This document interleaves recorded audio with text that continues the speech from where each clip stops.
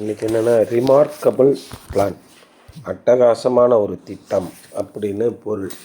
ரொம்ப அருமையான ஒரு பிளான் பண்ணியிருக்காங்க அப்படின்ற தலைப்பில் பவுல் சொல்கிறார். யார் இடத்துல போய் சொல்கிறாரு? மேலும் சகோதரரே. யார் சகோதரர்? இல்லை, இஸ்ரவேல் மக்களும் யூதா மக்களும் தான். ஏன்னா அவங்களாம் என்ன சொல்லிக்கிட்டு இருந்தாங்க? இயேசு யூத ராஜசிங்கம் உயிர் தெழுந்தார். யூத ஜாதியில் பிறந்த ஒருத்தர் உயிரோடு வந்துட்டார். இயேசு எங்கள் ஜாதியா அப்படின்னு சொல்கிறாங்க. இப்போ நம்ம சர்ச்சில் என்ன சொல்கிறாங்க? இயேசு நாடார், இயேசு நாடார் ஜாதியை சேர்ந்தவங்க, மற்ற ஜாதிக்கெலாம் இயேசு கிடையாதுன்னு குழம்பிட்டு கிடக்காங்கல்ல. அதே மாதிரி அந்த காலத்தில் ஜாதி வெறி பிடிச்சு போய் இயேசு கிறிஸ்து வந்து எங்களுக்கு உரியவர் அப்படின்னு சொன்னாங்க. ஆனால் இயேசு கிறிஸ்து எதுக்கு வந்தார்? உலகத்தின் பாவத்தை சுமந்து தீர்ப்பதற்காக வந்தார். அவர் தான் உண்மையான பிரஜாபதி. நீங்கள் பலிகளை கொடுக்க வேண்டிய அவசியம் கிடையாது.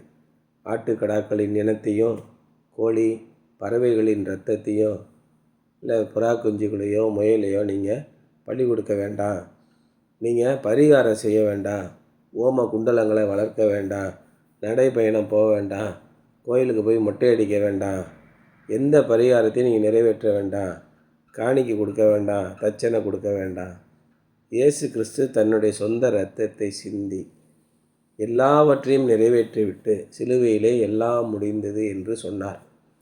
ஆனால் சகோதரர்கள் இருக்காங்களா சர்ச்சில், நம்ப மாட்டோம். கிடையாது, இயேசு எங்களுக்கு மட்டும்தாங்க, வேறு யாருக்கும் இயேசு கிடையாது அப்படின்னு சொல்லிக்கிட்டு இஸ்ரவேல் மக்களும் யூதா மக்களும் அதில் இருந்து கிறிஸ்தவர்களாக ஆனவர்கள் அப்படி நம்பிக்கிட்டு இருந்தாங்க. அவங்களுக்குள்ளேயே சண்டை. பாதி பேர் இயேசுவை ஏற்றுக்கல. இயேசுவாவது ஒன்றாவது போயேன், இயேசுன்னு எவனா பேரை சொன்னீங்கன்னா வெட்டி விடுவோன்னா. அப்புறம் இன்றைக்கி ஐயா சொன்னாங்கள்ல, பெந்தேகோஸ்தே நாளுக்கு அப்புறமா எல்லோரும் தைரியமாக இறங்கி சபைகளிலே அநேகரை சேர்த்து கொண்டு வந்தார்கள். யாரெல்லாம் சேர்த்துட்டு வந்தா? பேதுரு, யாக்கோபு, பிலிப்பு, தோமா, பத்லேமேயு, யூதேஸ் காரியத்து இல்லாமல் எல்லா பேரும் தெருவில் இறங்கி இயேசுவை உறுதியாக பிரசங்கித்து சபையிலே மக்களை சேர்த்து கொண்டு வந்தார்கள். இப்படி வந்தவங்களாம் யார்? யூதர்களும் இஸ்ரவேலர்களும் மற்ற 12 கோத்திரத்தை சேர்ந்தவங்களும் வந்தாங்க. அவங்களாம் என்ன நம்பிக்கிட்டு இருந்தான்? இயேசு எங்களின் ராஜா, அவர் தான் உண்மையான தெய்வம், எங்கள் தெய்வம் அப்படின்னு சொல்லிக்கிட்டு இருந்தான். பவுல் என்ன சொல்கிறாரு? அப்படிலாம் இல்லைங்க, மேலும் சகோதரரே அப்படின்னு ஆரம்பித்து சொல்கிறாரு. 11ஆம் அதிகாரம் 32ஆம் வசனத்தில், எல்லார் மேலும் இரக்கமாக இருக்கத்தக்கதாக தேவன் எல்லாரையும், யூதர்களையும் எபேசியர் மாத்திரம் இல்லை எல்லாரையும் அப்படின்னு சொல்லி சொன்னார். அதில் எல்லாரையும் யார் யாரெல்லாம் உண்டு அப்படின்னு அப்போஸ்தலர் 2ஆம் அதிகாரத்தில் இன்றைக்கி ஐயா சொன்னாங்களா?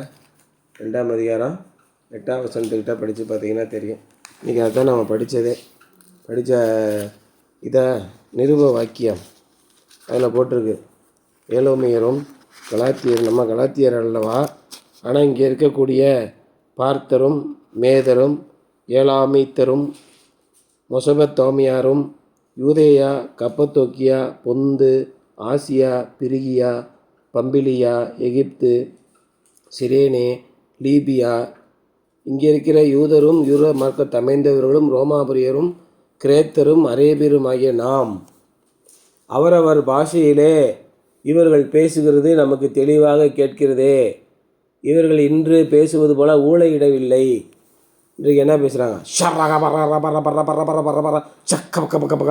அப்படின்னு சொல்லிக்கிட்டு இருக்காங்க. இந்த மாதிரிலாம் பாஷையே இல்லை, தெளிவாக பேசினார்கள். என்ன மொழியில் பேசினா? அரபிக்காரன் 2 பேர் வந்து நிற்கிறான், அரபி மொழியில் தெளிவாக பேசுகிறான். எகிப்துக்காரன் வந்து நிற்கிறான், எகிப்து மொழியில் தெளிவாக அவனுக்கு கேட்குது. என்ன அதே கொஞ்சம் கூட மாறாமல் என்னமோ பெரிய கல்விமான் பேசுகிற மாதிரி தெளிவாக பேசுகிறானே, எப்படியா நம்ம மொழியில் இவன் பேசுகிறான்? நம்ம ஊருக்கு எதுவும் வந்திருக்கானா? எல்லா பேரும் பேசுகிறாங்க, ஒருத்தர் 2 பேர் வந்திருக்கலாம், எல்லா பேரும் பேசுகிறாங்க அப்படின்னு. ஆசியா நாட்டில் இது வந்தவங்களாம் எல்லாம் ஹிந்தி, இந்துஸ்தானி என்னென்னவோ மொழிகளில் பேசுகிறான், தெளிவாக கேட்குது. அப்படி கேட்டுக்கிட்டு இருந்தப்போ தான் அவங்களாம் சபைகளில் எல்லாரையும் சேர்த்துக்கிட்டு இருந்தாங்க. சேர்த்துக்கிட்டு இருக்கும்போது இஸ்ரவேல் மக்களுக்கு மட்டும்தான் சேர்ப்போம்னு சொல்லி சொன்னாங்க. பவுல் என்ன சொன்னார்? அப்படி இல்லை, எல்லாருக்கும் இறைவன் எல்லார் மேலும் இரக்கமாக இருக்கத்தக்கதாக. For God has bound all men over to disobedience so that he may have mercy on them all. அவர்கள் எல்லாரிடத்திலும் தம்முடைய இரக்கத்தை காண்பிக்கும்படியாக எல்லாரையும் கீழ்ப்படியாமையிலே அடக்கி போட்டார். எல்லாரும் கீழ்ப்படியாமல் இருந்தார்கள். நீ என்ன வைக்கமா? யூதர்களும் இஸ்ரேல் மக்களும் ரொம்ப அப்படியே கடவுள் 10 கட்டளை கொடுத்ததுலேருந்து அப்படியே மாறாமல் நடந்துட்டு வரீங்களாக்கா? நீங்களும் தான் கீழ்ப்படியாமல் இருந்தீங்க. அதே மாதிரி இன்று இறைவனை பற்றி தெரியாமல் இருக்கிறவர்கள் கீழ்ப்படியாமையிலே இருக்கிறார்கள். அவர்கள் இறைவனை பற்றி தெரிந்தவுடனே அவர்கள் மனம் திரும்புவார்கள். எப்படி இறைவனை பற்றி தெரிந்து கொள்வார்கள்? நான் போய் அவர்கிட்ட சொன்னாதான் தெரியும் அப்படின்னு சொல்கிறேன். We must remember that God chose the Jews so that the Gentiles might be saved. யூதர்கள் அல்லாத மக்கள் ரட்சிக்கப்படும்படியாக, தங்களுடைய பாவ அடிமைத்தனத்திலிருந்து மீட்கப்படும்படியாக, தங்களுடைய மன நிம்மதி இல்லாமல் கட்டுண்டு நிலையில் இருக்கிறவர்களை மீட்கத்தக்கதாக தேவன் யூதர்களை தேர்ந்தெடுத்தார். All people on earth will be blessed through you was God's promise to Abraham. தேவன் ஆபிரகாமுக்கு ஒரு வாக்குத்தத்தத்தை கொடுத்தார். உன்னுடைய வழியாக உலகில் இருக்கிற அத்தனை சந்ததியாரும் ஆசீர்வதிக்கப்படுவார்கள். உனக்கு ஒரு பாலகன் பிறப்பார் 100 வயசுக்கு அப்புறம். என்னென்ன கம்பி கட்டுற கதையெல்லாம் சொல்கிறோம், அதெல்லாம் நம்ம நம்பிக்கிட்டு இருக்க வேண்டியிருக்கு அப்படின்னு ஆபிரகாம் நினச்சாலும் நினச்சிருக்கலாம் இல்லையா?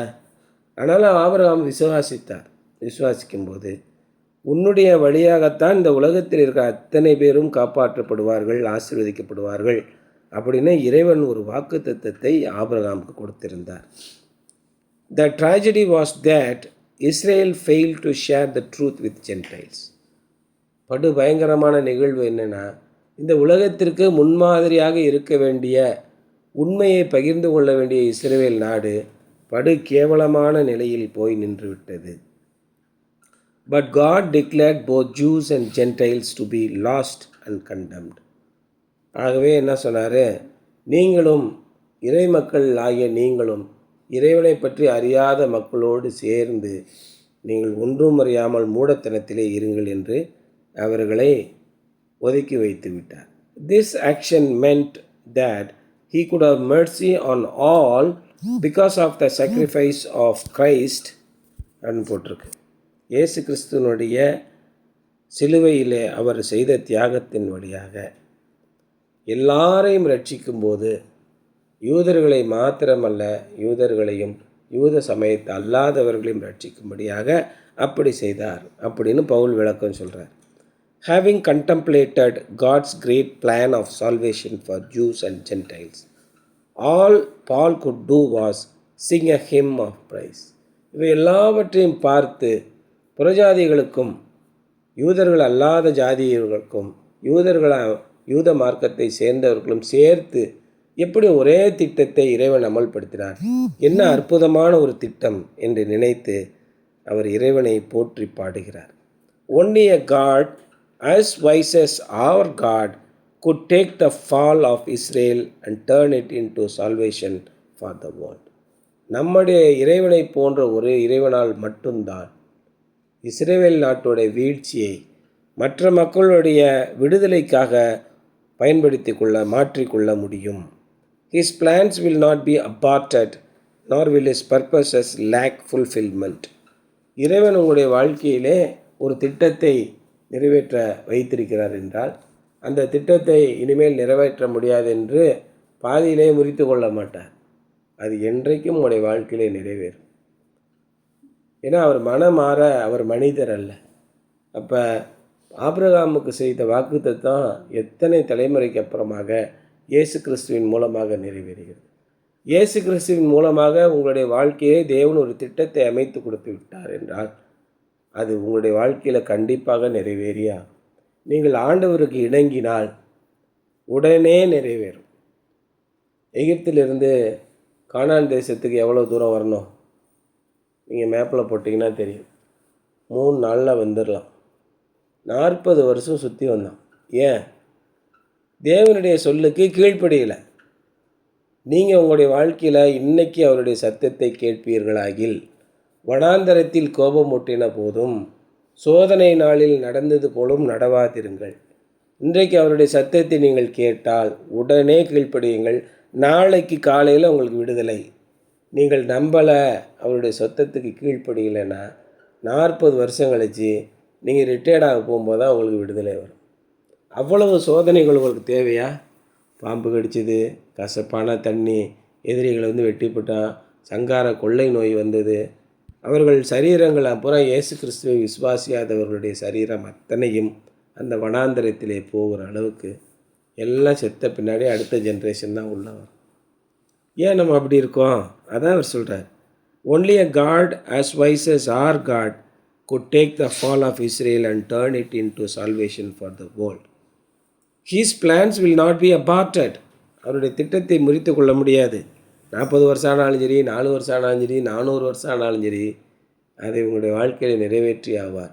ஆனால் நீங்கள் உடனே அவருக்கு கீழ்ப்படிந்தால் உடனே அவருடைய திட்டம் நிறைவேறும். அதுதான் ரொம்ப முக்கியம். No human being can fully know the mind of the Lord, and the more we study His ways, the more we offer Him praise. இறைவனை பற்றி நாம் முழுமையாக தெரிந்து கொள்ள முடியாது. எந்த மனிதனும் இறைவனுடைய செயல்பாடுகள் இப்படித்தான் என்று நாம் சொல்லிவிட முடியாது, அறுதியிட்டு சொல்லிவிட முடியாது. ஆனால் அவர் சொல்கிற விதத்திலே நடங்கள். இன்னைக்கு ஐயரை தான் சொன்னார், இறைவன் உங்களை இறைபணி செய்வதற்காகவே அழைத்திருக்கிறார். இறைபணி என்றால் என்ன? அதில் ஒரு மிகப்பெரிய குழப்பம். இறைபணி என்றால் என்ன? வெள்ளை அங்கி தரித்து கொண்டு ஒரு பைபிளை எடுத்து வைத்து கொண்டு உடனே சொல்லிடுறோம். இயேசு எங்கள் இடத்துல சொன்னார், அவர்களில் 2 பேரை இயேசு தெரிவு செய்து, நீங்கள் ஒரு ஊருக்கு போகும்போது பணப்பையாவது சாமான் பையாவது எடுத்து செல்ல வேண்டாம், வழிக்கு பணத்தை கொண்டு போக வேண்டாம், நீங்கள் யார் வீட்லையாவது போய் காட்சி கேளுங்க, யார் வீட்லையாவது போய் சோறு கேளுங்க, அவன் கொடுத்தா சந்தோஷமாக அவனை ஆசீர்வதிங்க, அவன் உங்களை ஏற்றுக்கொள்ளவில்லை என்றால் அடுத்து அங்கேருந்து கால் தூசியை தட்டி விட்டுட்டு அடுத்த வீட்டுக்கு போங்கன்னு வீடு வீடாக போங்கன்னு சொன்னார். அதனால் நான் வெள்ளை ட்ரெஸ்ஸை போட்டுட்டு பைபிள் எடுத்துகிட்டு வீடு வீடாக போய் காணிக்க வாங்குறேன்னு கிளம்பியிருக்கான் பல பேர். பவுல் என்ன சொன்னார்? ஏன் அப்படி பண்ணுறீங்க? அவர் 70 பேரை மட்டும்தானே அனுப்புனார், நீங்களாம் ஊரே கிளம்பி போயிட்டீங்க. அப்படி அல்ல, நீங்கள் உங்களுடைய வாழ்க்கையில் உழைத்து சம்பாதியுங்கள், நீங்கள் வாழும் இடத்திலே நேர்மை உள்ளவர்களாக இருங்கள், இயேசு கிறிஸ்துவின் பெயருக்கு களங்கத்தை கொண்டு விடாதீங்க, உண்மை உள்ளவர்களாக இருங்கள், உத்தமம் உள்ளவர்களாக இருங்கள் அப்படின்னு சொன்னார். இதுதான் இறைப்பணி. இறைப்பணினா என்ன? நீங்கள் வாழ்கிற இடத்திலே நீங்கள் எங்கே இருந்தாலும் அங்கே இறைவனுடைய நீங்கள் மாணவர்களாக இருந்தாலும் சரி, நீங்கள் ஒரு இடத்துல வேலை செஞ்சாலும் சரி, அதிகாரியாக இருந்தாலும் சரி, சபார்டினேட்டாக இருந்தாலும் சரி, அல்லது எந்த வேலையும் இல்லாமல் சும்மா இருந்தாலும் சரி, நீங்கள் என்ன பண்ணணும்? ஆண்டவருக்கு மகிமையை கொண்டு வரும் வகையிலே செயல்பட வேண்டும். அதான் இறைப்பணி. ஆகவே இறைவனுக்காகத்தான் இறைவன் உங்களை அழைத்திருக்கிறார். His purpose lack fulfillment. No human being can fully know the mind of the Lord, and the more we study His ways, the more we offer Him praise. ஆகவே நீங்கள் எந்த நிலையில் இருந்தாலும் அவருக்கு நீங்கள் என்ன பண்ணணும்? ஸ்தோத்திரங்களையும் நன்றிகளையும் நீங்கள் செலுத்த வேண்டும். Are we to conclude that God does not know what He is doing? அல்லது இறைவன் என்ன செய்கிறார் என்பது இறைவனுக்கே தெரியாது, அவர் ஏதோ செய்து கொண்டிருக்கிறார், நானும் ஏதோ வாழ்ந்து கொண்டிருக்கிறேன் அப்படின்னு நினைக்கிறீங்களா அப்படின்னு கேட்குறாரு. அஃப்கோர்ஸ் நாட், நிச்சயமாக இல்லை. God is too wise to make plans that will not be fulfilled. இறைவன் மிக மிக அதிகமான புத்திசாலித்தனம் கொண்டவர். நம்முடைய மனிதர்களால் நிறைவேற்ற முடியாத காரியங்களை, திட்டங்களை எல்லாம் அவர் செயல்படுத்துகிறார். எப்படி சாத்தியமாகும்? இன்றைக்கி நம்ம அதான் படித்தோம். இன்டெக்ரல் கால்குலேஷன்னா எதுக்கு வந்திருக்கு? மனிதர்களாலே தீர்க்க முடியாத மிகப்பெரிய கணக்குகளை எளிதாக தீர்ப்பதற்காகத்தான் இன்டெக்ரல் கால்குலேஷன் வந்திருக்கு இல்லையா? இது இன்டெக்ரல் கால்குலேஷன் இப்போ ஒரு 100 ஆண்டுகளுக்குள்ளே தான் இன்டெக்ரல் கால்குலேஷன் வந்திருக்கு. இப்போ இந்த இன்டெக்ரல் கால்குலேஷன் வரக்கு முன்னாடி யார் கண்டுபிடிச்சா? அப்போ ரொம்ப சிரமப்பட்டுக்கிட்டு இருந்தாங்க. அப்போ என்ன விதமான கணிதங்களை போட்டாங்கன்னு தெரில. ஆனால் கிரேக்கர்களும் எகிப்தியர்களும் இந்த மாதிரி கணிதத்திலே மிக அதிகமாக ஞானம் உள்ளவர்கள் அப்படின்னு சொல்லிக்கிட்டு இருக்காங்க. அப்போ இந்த அறிவியலையும் கணிதத்தையும் இன்டெக்ரல் கால்குலேஷன் மனிதன் தானே கண்டுபிடிச்சான். அப்புறம் என்ன இங்கே கடவுளுக்கு முக்கியத்துவம் நீ கொடுக்க வேண்டியது அப்படின்னு கேட்குறாங்க. இன்றைக்கி கம்ப்யூட்டரை நீங்கள் கண்டுபிடிச்சிட்டீங்க மனிதன். கம்ப்யூட்டர் தானாக பலவற்றை கண்டுபிடிக்கிறது. அதான் ஆர்டிஃபிஷியல் இன்டெலிஜென்ஸ். அதை எளிதாக நீங்கள் எதை யூஸ் பண்ணிக்கலாம்னா, கலைடாஸ்கோப் கேள்விப்பட்டிருக்கீங்களா? கலைடாஸ்கோப்னு ஒன்று கேள்விப்பட்டிருக்கீங்களா? 3 பட்டை கண்ணாடியை வச்சு சுற்றி பேப்பர் வச்சு ஒட்டி இந்த பக்கம் ஒரு ஓட்டை அந்த பக்கம் ஒரு ஓட்டை வச்சுருவோம். அதுக்குள்ளே உடைஞ்ச வளையல்களையும் கண்ணாடி துண்டுகளையும் உள்ளே போட்டுட்டு அப்படியே இந்த கண்ணாடி வழியாக அந்த கண்ணாடி பார்த்திங்கன்னா டிசைனாக உள்ளே தெரியும். திரும்ப ஒரு குலுக்கு குலுக்கிட்டு பார்த்திங்கன்னா வேறு டிசைன் இருக்கும். அட, இந்த கலைடாஸ்கோப்பு என்னென்ன வேலை பார்க்குது பாரு, என்னென்ன டிசைன்லாம் உருவாக்குது அப்படின்னு சொல்லி, அதுவும் கடவுள் தான், மனுஷன்னு ஒருத்தனே கிடையாது, அதுவே தானாக உருவாக்குதுன்னு சொல்ல முடியுமா? இறைவனின் சாயலில் படைத்த மனிதன் பல்வேறு வித காரியங்களை படைப்பதற்கும் வல்லமை உள்ளவன். அப்பேற்பட்ட மனிதனைத்தான் இறைவன் படைத்தார். அதான் இறைவன் என்ன சொன்னார், நீங்களெல்லாம் தேவர்கள்னு சொன்னார். இறைவனுடைய செயலை நாம் குட்டி தேவர்கள் அப்படியே நம்ம செய்ய முடியும். நாம் புதிய காரியங்களை கண்டுபிடிக்க முடியும். அந்த புதிய காரியங்கள் விந்தையானதாக இருக்கும். அந்த விந்தையான இன்டகரல் கால்குலேஷனே நமக்கு இவ்வளோ ஆச்சரியமானதாக இருக்குது. அப்போ இறைவனுடைய கணக்கு எப்படி இருக்கும்? அதைத்தான் இங்கே ஆச்சரியப்படுறார். Of course not. God is too wise to make plans that will not be fulfilled. Israel did not allow him to rule, so he overruled. Israel மக்கள் என்ன பண்ணாங்க? தங்களுக்கு மனதிற்கு பிடித்த ராஜாவை தேர்ந்தெடுத்து கொண்டார்கள். இறைவனுடைய திட்டம் வேறுவாக இருந்தது. ஆனால் மக்கள்லாம் சேர்ந்து அவங்களுக்கு பிடித்த ராஜாவை தேர்ந்தெடுத்துக்கிட்டாங்க. அதுக்காக பார்த்தியா, கடவுள் தான் எல்லாத்தையும் செய்கிறாங்க. மக்கள் ராஜாவை கடவுளுடைய திட்டம் எல்லாமே அந்த ராஜா வந்திருப்பா? அப்படி கிடையாது. மக்கள் தேர்ந்தெடுத்தார்கள். மறுபடியும் ஆண்டவர் சவுலை தருத்தி விட்டு வேறொரு ஆளை கொண்டு வந்து வைத்தார். அவன் ஒழுங்காக இல்லாத போது அவருடைய சிம்மாசனத்தை பறித்தார் இல்லையா? ஆகவே Israel did not allow him to rule, so he over rule. அப்போ என்னாச்சு? அவர்களை பலமான கரத்தை கொண்டு மறுபடியும் அவர் தன்னுடைய ஆட்சியை நிறைவேற்றினார். இதுதான் இறைவனுடைய திட்டம், மிக அற்புதமான திட்டம். இந்த திட்டத்திலே மனிதர்கள் எதற்காகவும் பலிகளை செலுத்த வேண்டியதில்லை, பாடுபட வேண்டியதில்லை. அவர்கள் எந்த ஜாதியை சேர்ந்தவர்களாக இருந்தாலும் சரி, கிரேக்கர்களும் யூதர்களும் இஸ்ரேலர்கள் மட்டும் அல்ல, உலகத்தில் இருக்க அத்தனை ஜாதிகளும் இயேசு கிறிஸ்துவினால் ஆசீர்வதிக்கப்படுவார்கள். ஏனென்றால் எல்லாரும் அறியாமையிலே கீழ்ப்படியாமையிலே இருந்தார்கள். இப்பொழுது இறைவனுடைய தியாகமும் இறைவனுடைய இரக்கமும் எல்லாருக்கும் உண்டு என்று சொல்கிறார். Something to Pander. Has God ever overruled any of your plans? உங்களுடைய வாழ்க்கையிலே நீங்கள் நினைத்து திட்டமிட்ட திட்டங்கள் எதையும் தேவன் தலைகீழாக புரட்டி போட்டு உங்களுடைய திட்டத்திற்கு பதிலாக அவருடைய திட்டத்தை நிறைவேற்றியிருக்கிறாரா? How did you feel when it happened? அப்படி நடக்கும்போது, நீங்கள் நினைத்தது நடக்காமல் வேறொன்று நடக்கும்போது நீங்கள் என்ன நினைத்தீர்கள்? சில விஷயங்களில் என்ன பண்ணால் நம்மளால் செய்ய முடியாது, எவ்வளவோ முயற்சி பண்ணியும் செய்ய முடியாது.